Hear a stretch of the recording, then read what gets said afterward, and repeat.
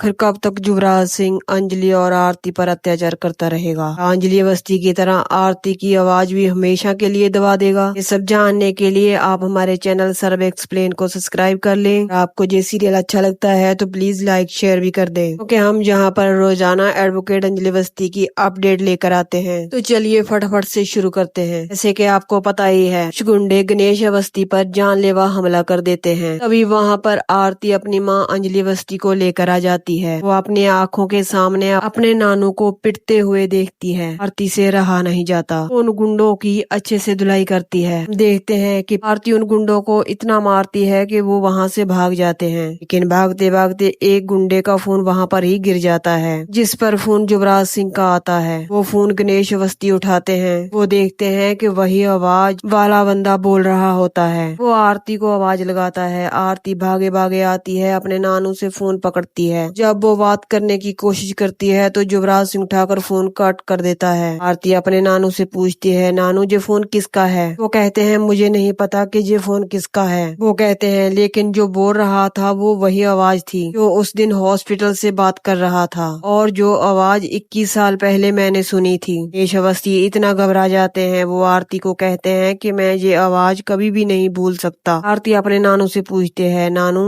क्या ये आपको यकीन है कि वो वही आदमी था? वो कहते हैं, हाँ, मैं इसे कभी नहीं भूल सकता, ये वही आदमी था। अब इसने मुझे मारने के लिए गुंडे भेजे थे। आरती फोन लेती है और उन नंबरों को पढ़ने की कोशिश करती है। वो लास्ट का एक नंबर देखने वाली ही होती है। तब एक गुंडा वहाँ पर आता है, आरती के हाथ से फोन छीनता है और भाग जाता है। स्टेफनी भैया आरती से पूछते हैं, आरती बात क्या है, आखिर ये कौन लोग थे? आरती उनको बताती है, ये वो लोग थे जिन्होंने मेरे पापा को 21 साल पहले मार दिया और मेरी माँ की ये हालत कर दी, और अब मेरे नानू को मारने के लिए भेजा था। आरती कहती है, लेकिन मैं अब इन लोगों को नहीं छोड़ने वाली। स्टेफनी भैया कहते हैं, क्या तुमने नंबर अच्छे से पढ़ लिया था? आरती कहती है, एक लास्ट का नंबर रह गया था, वो मैं पढ़ नहीं पाई। उससे पहले ही वो गुंडा मेरे हाथ से फोन छीन कर भाग गया। आरती कहती है, लेकिन 1 से लेकर 9 तक कोई तो अक्षर होगा। अब मैं अलग अलग फोन से डायल कर कर देखूंगी तो वो मिल ही जाएगा। आरती कहती है, लेकिन अब मुझे देर नहीं करनी चाहिए। अब मुझे पूरी ताकत लगाकर इस पहेली को सुलझाने की जरूरत है। आरती कहती है, पाप और पापी दोनों का ही विनाश करना है।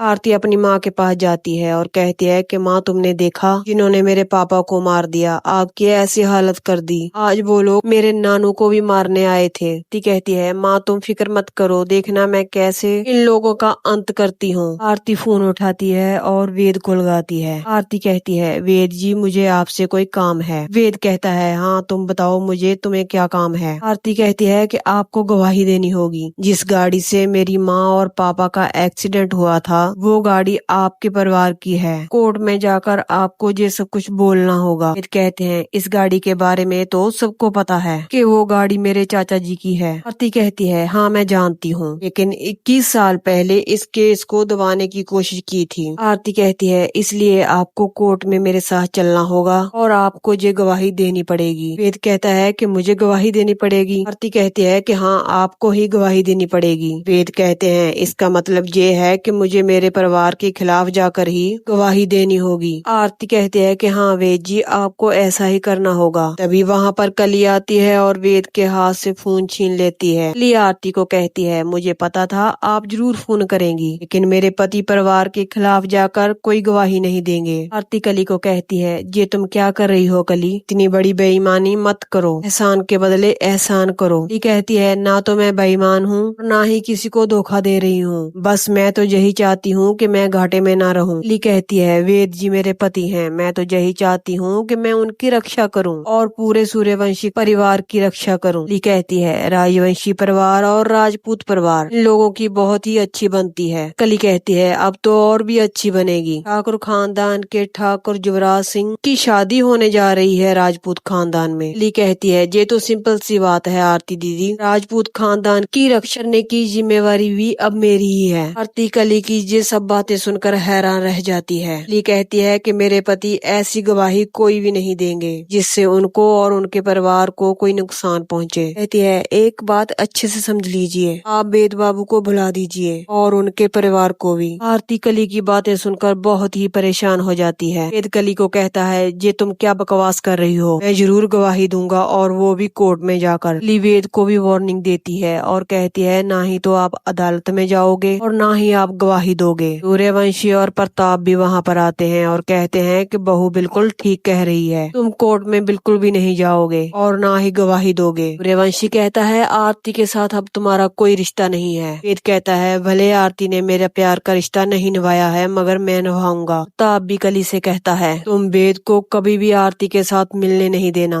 अब राजपूत खानदान और सूर्यवंशी खानदान की सुरक्षा तुम्हारे हाथ में है। सचमुच तुम ही सूर्यवंशी खानदान की बहू बनने के लायक हो, ये तुम्हारी ही जिम्मेदारी है। कली कहती है, जी चाचा जी, ये मैं मरते दम तक जिम्मेदारी निभाऊंगी। कली सूर्यवंशी और प्रताप के पांव छूती है और आशीर्वाद लेती है। आगे हम देखते हैं, आरती उन नंबरों को याद करने की कोशिश करती है। आरती उन नंबरों में से एक नंबर डायल करती है और वो अपने नानू से पूछती है, नानू क्या ये वही आवाज है? आरती के नानू गणेश अवस्थी कहते हैं, नहीं, ये तो महिला की आवाज है। आरती सोचती है, इसका मतलब ये नंबर नहीं है और कहती है कि अब मैं अगला नंबर ट्राई करती हूँ। फिर आरती दूसरा नंबर ट्राई करती है और उसके नानू कहते हैं कि ये भी नहीं है। आरती कहती है, अभी भी 8 नंबर डायल करना बाकी है। तीसरा नंबर डायल करने पर भी उसके नानू की ना ही होती है। अभी वहाँ पर पद्मा आती है, आरती से कहती है कि ये सब क्या हो रहा है, और वो आरती से कहती है, जो हो गया सो हो गया, अब तू लड़ाई करना बंद कर। पद्मा गणेश अवस्थी से कहती है, मौसा जी आप इसे रोकते क्यों नहीं हो? पद्मा रोने लग जाती है और कहती है कि एक लड़ाई लड़ते लड़ते वकील दीदी की आज ये हालत है, अब ये आरती एक और नई लड़ाई शुरू कर रही है। पद्मा आरती को कहती है, चंद्रवान ठाकर और राघव सिंह राजपूत बहुत बड़े लोग हैं, इनकी पहुँच बहुत ही ऊंची है, तू इनके साथ लड़कर कभी भी जीत नहीं पाएगी।